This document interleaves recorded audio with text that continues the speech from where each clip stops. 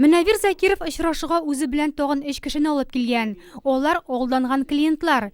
Финанс оешмасына акча салып, хәзер шуларны алырга тырышулары. Төрле инстанцияләргә йөреп файдасы булмагач, ярдәм сорап Россия Федерациясе Дәүләт Думасы депутатына килгән алар.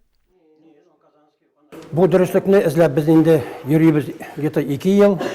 Вот, уголовное дело ел ярым барды. Вот, 2 ел уже 3-нче ел китте инде. Вот. Айрат Насипович безгә обещает ярдәм итәргә. Ышанып калабыз.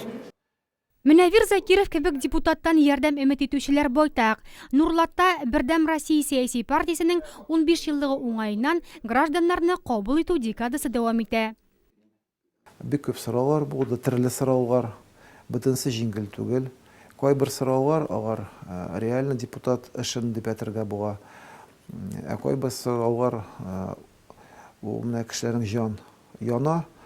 Бер яктан карасаң, ул дөрес әйтә. Ниндидер несправедливость бар, но икенче яктан караганда законнар бүген шундый.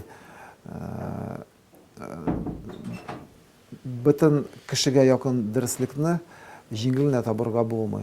Абрыс киналылар авылда фаб төзергә ярдәм сораса, Гүзәл Абдрахмановны Төрөмкәй балалар бакчасының язмышы борчый. Кирәк була калса дип үзе белән фотосурәтләр дә алып килгән.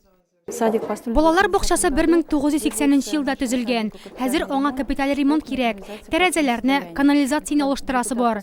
Депутат махсус комиссия белән балалар бакчасын карап, ярдәм итәрмен дип ышандырды. Ойрат Хайруллин белән очрашуга 15 кеше язылган. Һәрберсе үз проблемалары белән. Мамык авылы халкы яңа балалар бакчасы сорый. Сугыш чоры балалары законда үзгәрешләр булмасмы дип өметләнә. Берәүләргә гражданство, икенчеләргә хезмәт ветераны статусы кирәк. 29 ноябрьдә исә Нурлатлыларны Татарстан Республикасы Дәүләт Советы депутаты Рәис Сөләйманов кабул итә. Ә 1 декабрьдә инвалидлар һәм пенсионерлар хокукый ярдәм алачак.